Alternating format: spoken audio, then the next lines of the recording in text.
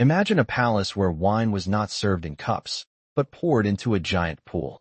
A pool so large that people could supposedly sail across it in boats. And at the center of it all was a beautiful woman named Daji. According to ancient Chinese legends, Daji would bathe in wine, surrounded by luxury, while the people outside the palace suffered from hunger and war. She became one of the most infamous women in Chinese history. But here is the strange part. Did Daji really bathe in wine? Or was the story created centuries later to explain the fall of a dynasty? This is the story of Daji, King Zhou of Shang, and the legendary Pool of Wine. More than 3,000 years ago, China was ruled by the Shang Dynasty. Its final king was known as King Zhou of Shang, and according to later historical traditions, he was not an ordinary tyrant. He was intelligent, physically powerful, a skilled speaker, and, at least according to some accounts, capable of extraordinary strength. But everything changed when he became obsessed with a woman named Daji. Daji was said to be the daughter of a noble family from a place called Su. King Zhou took her into his palace. And from that moment on, later historians claimed, the king began to change. He became increasingly fascinated by pleasure. He spent enormous amounts of money on entertainment. He surrounded himself with musicians, dancers, beautiful women, and extravagant feasts. And Daji became the symbol of everything that was supposedly wrong with his reign. But this is where the story gets complicated, because the earliest surviving historical sources do not give us the complete version of the Daji legend that most people know today. Much of the famous story developed later, and one of the most famous details is the so-called Pool of Wine. According to later accounts, King Zhou constructed an enormous pool filled with wine. It was said to be so large that several people could sail across it. Trees around the pool were hung with pieces of meat, and guests supposedly wandered between the wine and the food, drinking and feasting without restraint.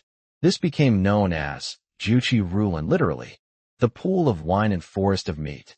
It sounds almost too outrageous to be true, and that may be exactly the point.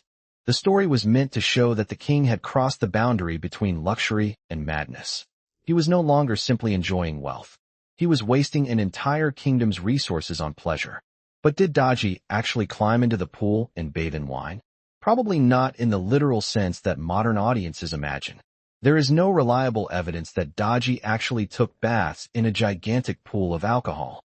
In fact, the famous image of Daji swimming or bathing in wine appears to be part of the later tradition surrounding the downfall of the Shang Dynasty. The pool of wine itself is presented as an extravagant symbol of the king's corruption, and over the centuries, Daji became increasingly connected to it. Eventually, the legend transformed her from a historical figure into something much larger, the archetype of the beautiful woman who destroys a kingdom. But why did later historians blame Daji so heavily? To understand that, we need to understand how ancient Chinese historians viewed the fall of a dynasty. The Shang Dynasty was eventually overthrown by the Zhou, and the Zhou rulers needed to explain why they had been justified in taking power. Their answer became one of the most important political ideas in Chinese history, the mandate of heaven. The idea was simple. Heaven allowed a ruler to govern only as long as he ruled properly. If a king became cruel, corrupt, and immoral, heaven could withdraw its support. Natural disasters could occur. The people could rebel. And eventually, a new dynasty could replace the old one. So the fall of the Shang needed a moral explanation. King Zhou had to become the perfect example of a ruler who had lost the mandate of heaven. And Daji became part of that story. According to later legends, Daji encouraged the king's worst instincts. She loved extravagant entertainment. She enjoyed watching punishments. And she supposedly persuaded King Zhou to create increasingly cruel forms of torture. One of the most famous was the legendary bronze scorching pillar. A large bronze pillar was allegedly heated until it became burning hot. Victims were then forced to walk across it. The stories say that Daji found their suffering amusing. But once again, we have to be careful.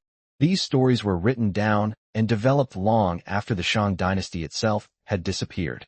The further the stories traveled through time, the more dramatic they became. Daji was no longer simply a royal consort. She became a monster, a seductress, a manipulator, a woman whose beauty supposedly brought down an entire dynasty. And this is where one of the most interesting questions appears. Was Daji really evil? We simply don't know. The historical record about her is extremely limited. She lived more than 3,000 years ago, and the sources describing her were written much later. Almost all of the famous stories about her come from traditions created in a world that already believed the Shang Dynasty had been morally corrupt. So we have to ask, were these stories recording what Daji actually did? Or were they teaching later generations what a bad ruler was supposed to look like? There is another possibility. Perhaps Daji existed. Perhaps she really was close to King Zhou. Perhaps she influenced him in some ways. But perhaps her role was dramatically exaggerated. Because blaming a king's downfall on one woman makes a complicated political collapse much easier to understand. Instead of asking about taxation, famine, military pressure, political conflict, and the ambitions of rival states, people could simply say, the king was destroyed by a wicked woman. It was a much better story. And there is something else worth remembering. Daji was not the only woman in Chinese history to receive this treatment. Later Chinese legends would also blame powerful women for the downfall of rulers and dynasties. Beautiful women became symbols of political corruption.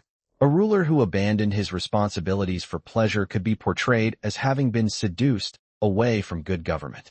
The pattern appears again and again, and Daji became one of its earliest and most famous examples. So, did Daji really bathe in wine? There is no solid historical evidence that she did. The legendary pool of wine may have been based on stories of extravagant royal feasting. But the image of Daji literally bathing in wine is much harder to establish as historical fact. The deeper truth may actually be more interesting. The story was never really about a woman taking a bath. It was about how civilizations explain the collapse of a dynasty. A huge pool of wine represented excess.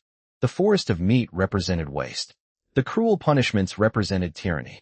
And Daji represented temptation. Together, they created a perfect story of a ruler who had abandoned his people. Whether every detail actually happened was almost beside the point, because the legend survived. And for more than 2,000 years, Daji became one of China's most hated women. But perhaps the real mystery isn't whether she bathed in wine. The real mystery is this. How much of Daji's story belongs to the woman who actually lived, and how much belongs to the historians who came after her? History may never give us a complete answer. But one thing is certain. The pool of wine is one of the most unforgettable symbols of decadence in ancient Chinese history, and Daji's name became permanently attached to it. Not because we can prove she actually bathed in wine, but because generations of storytellers believe she represented something far more powerful. The moment pleasure becomes corruption, and a kingdom begins to destroy itself.